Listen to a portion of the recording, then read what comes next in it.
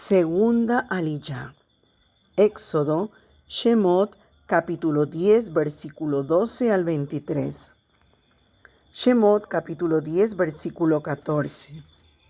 Y subieron las langostas sobre toda la tierra de Egipto, y se asentaron en todo el territorio de Egipto, y eran muy numerosas. Nunca había habido tantas langostas como entonces, ni las habría después. Existe una referencia a una invasión de langostas en la tierra de Israel. En Joel, capítulo 2, versículo 2.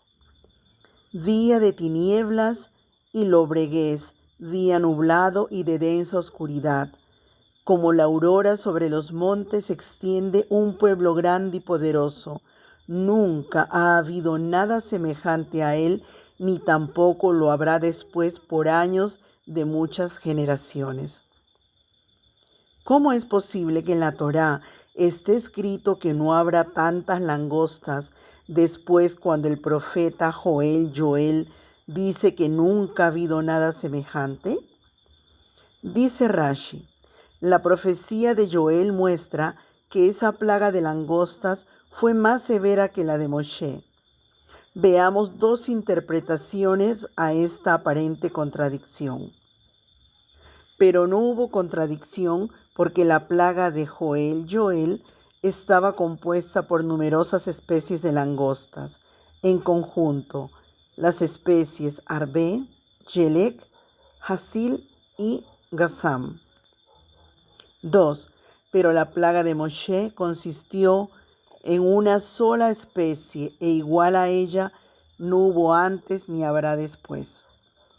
También podríamos interpretar estos dos textos de manera que las dos plagas ocurrieron en dos territorios distintos, Mitzrayim e Israel.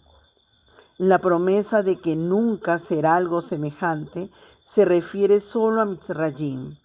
La plaga que se menciona en el libro de Joel está en relación con la tierra de Israel, y allí no había ocurrido nada semejante, ni tampoco habrá después. Esta plaga, al igual que todas las demás, ya sea de forma directa o como efecto secundario, traería pobreza. En el ámbito espiritual, está destinada a tal propósito. Deuteronomio, Devarim, capítulo 28, versículo 37 y 38. Serás tan devastado mientras te conviertes en un proverbio y el hazmerreír entre todos los pueblos a los cuales Yahweh te llevará. Llevarás mucha cera al campo, pero recogerás poco, porque la langosta la devorará.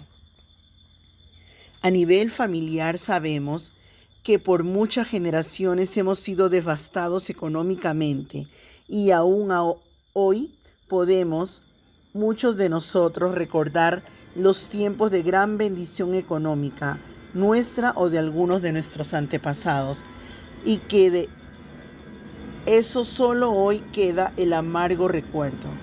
Sin embargo, levantemos la cabeza, pues formamos parte de los que hoy recibimos libertad, restauración y restitución. Shemot, capítulo 10, versículo 22. Extendió Moshe su mano hacia el cielo, y hubo densas tinieblas en toda la tierra de Egipto por 3 días. Los 3 días de tinieblas aluden a la muerte del Mashiach. Shemot, capítulo 10, versículo 23. No se veían unos a otros, nadie se levantó de su lugar por 3 días, pero todos los hijos de Israel tenían luz en sus moradas. Las tinieblas no fueron de la clase que nosotros las conocemos, sino que no hubo manera de obtener luz. Aunque encendían fuego, no emitían luz. Eran tinieblas compactas, de manera que nadie se podía mover de un lugar a otro. Todos estaban quietos en sus lugares durante 3 días, pero los hijos de Israel tenían luz en sus hogares. Esto nos enseña que los hijos de luz andamos en luz. y los hijos de las tinieblas están esclavizados por las tinieblas. Existen dos reinos espirituales. 1. El reino de luz, donde gobierna el Eterno con los que andan en la obediencia. Y 2. El reino de tinieblas, donde reina el adversario con los que andan en la desobediencia. Los que se encuentran en el reino de las tinieblas podrán pasar de allí al reino de luz. Salmo, Teil, capítulo 107, versículo del 10 al 15. Moradores de tinieblas y de sombra de muerte, prisioneros en miseria y en cadenas, porque fueron rebeldes a las palabras de Dios y despreciaron el consejo del Altísimo. Humilló pues sus corazones con trabajos, tropezaron y no hubo quien los socorriera. Entonces en su angustia clamaron a Hashem y él los salvó de sus aflicciones, los sacó de las tinieblas y de la sombra de muerte y rompió sus ataduras. Den gracias a Hashem por su misericordia y por sus maravillas para con los hijos de los hombres. Hechos, Masé, capítulo 26, versículo 18.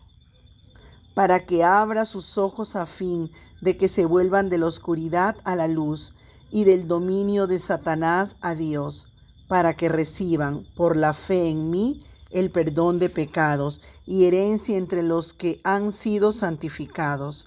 Primera de Pedro, Kefa Aleph, capítulo 2, versículo 9.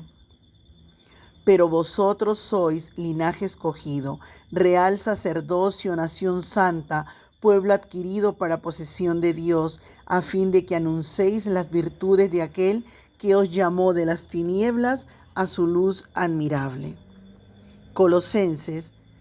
Colosillín, capítulo 1, versículo 13. Porque Él nos libró del dominio de las tinieblas y nos trasladó al reino de su Hijo amado. Y Primera de Tesaloniquín Aleph, capítulo 5, versículo 5.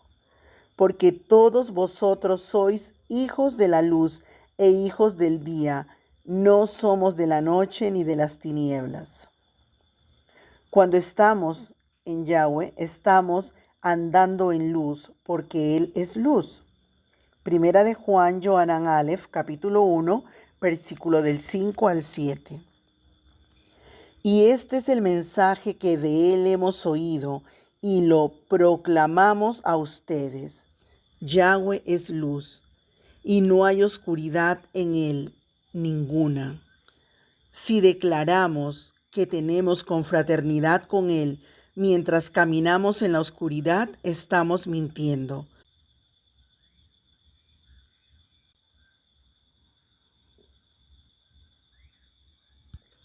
Y no estamos viviendo en la verdad.